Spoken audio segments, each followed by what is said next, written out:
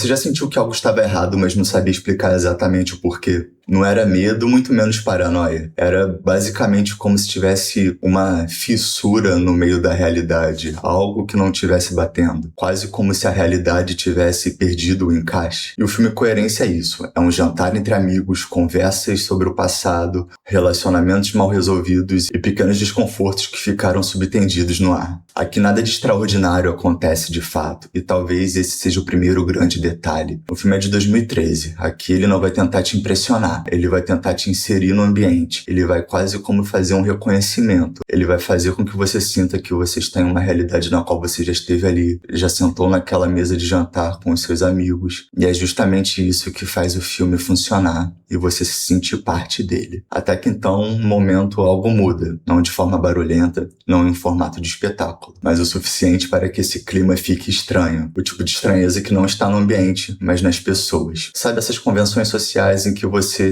tem um grupo de pessoas e algo tá estranho, olhares que duram meio segundo a mais, respostas que vêm mais rápido que o esperado e silêncios que parecem pesados demais. E o que era para ser apenas um jantar quase que vira uma espécie de experimento. E aqui a gente vai ter um experimento sobre confiança. Porque o filme ele tenta nos mostrar a todo momento o que pode estar acontecendo lá fora. Mas o filme é muito menos sobre isso e muito mais sobre o que acontece dentro. No caso, dentro da casa, com as pessoas. O que você faz quando percebe que não tem controle algum sobre a situação. E quando a estabilidade à nossa volta começa a falhar, o mais estranho é que não é a realidade que entra em crise, mas sim a nossa identidade, o que a gente reconhece como pessoa. E aqui no filme, a pergunta o que está acontecendo vai sumindo aos poucos e a pergunta que mais impera é quem eu me torno quando tudo começa a desmoronar. E o que torna a Coerência tão perturbador não é o que acontece, é como acontece. O filme foi feito com orçamento mínimo, poucos atores, sem grandes efeitos e sem todo esse espetáculo visual que a gente está acostumado. E aqui não parte de uma limitação orçamentária, faz parte de uma estratégia. Porque quando você remove o espetáculo, seja na vida, seja no filme, você é obrigado a lidar com as pessoas, com os sentimentos. Você tem que olhar para as pessoas, sem filtro. E o que começa como um desconforto social se transforma em uma tensão quase invisível no ar. Os diálogos parecem todos muito naturais, as reações cruas demais, e isso não é coincidência.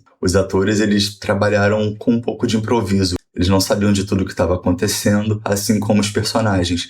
E isso cria algo muito raro no cinema. Uma estabilidade real. Você não sente que está assistindo uma história. Você sente que está em uma situação real e que a qualquer momento tudo pode desandar. E a partir daqui eu preciso falar abertamente sobre o que acontece. Se você nunca viu Coerência, eu recomendo que você, antes de tudo, se inscreva no canal, deixe o seu like, é muito importante para mim. E aqui eu vou entrar na área de spoiler, porque esse filme em específico, ele não funciona pela explicação, mas pela experiência. Então é muito bom que você assista esse filme sem ter visto nada antes. Bom, agora eu vou começar a falar, então valeu para quem foi.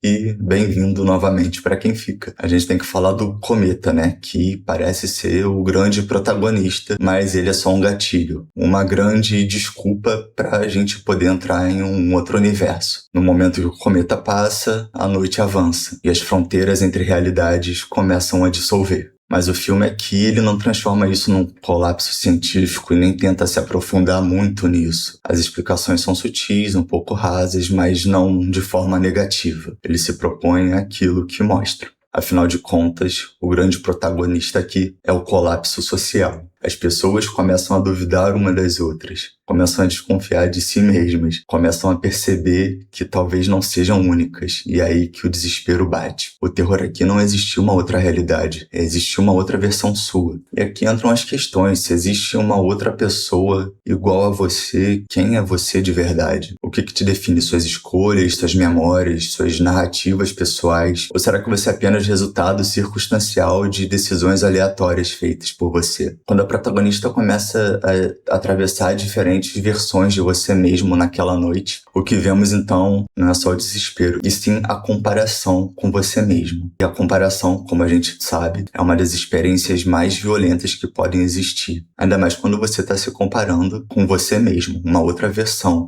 na qual a vida supostamente deu tudo certo. E isso realmente é devastador. O multiverso aqui não é da Marvel, não é algo no estilo dark, não é científico, não é espetáculo como os filmes que a gente está acostumado. Ele é um multiverso psicológico e isso faz com que as coisas mudem. Ele representa aquela sensação humana que a gente sempre se pergunta de vez em quando: e se eu tivesse feito algo diferente? E se eu tivesse escolhido outro caminho? E se aquela decisão não tivesse sido tomada? Coerência materializa essa angústia, transforma arrependimento em cenário, transforma a possibilidade em ameaça e nos lembra de algo desconfortável. Se existem inúmeras versões suas, você definitivamente não é especial. Você é provável. O final não é sobre vitória, não é sobre resoluções, é sobre substituição. Aqui a gente tem a protagonista na qual escolhe permanecer e trocar de lugar com uma versão que parece ser melhor. Mas a pergunta, no final das contas, é: será que ela realmente venceu ou ela apenas fugiu? Porque quando você troca de lugar com uma versão sua que fez as coisas parecerem dar certo, você não tá resolvendo um problema, porque você ainda é você. No caso, você ainda pode destruir tudo aquilo que foi construído pela outra. Entende? Você não resolve o problema, só muda o contexto. E aqui talvez seja a percepção mais cruel que o filme nos dá. Não importa qual realidade você esteja, você ainda é você.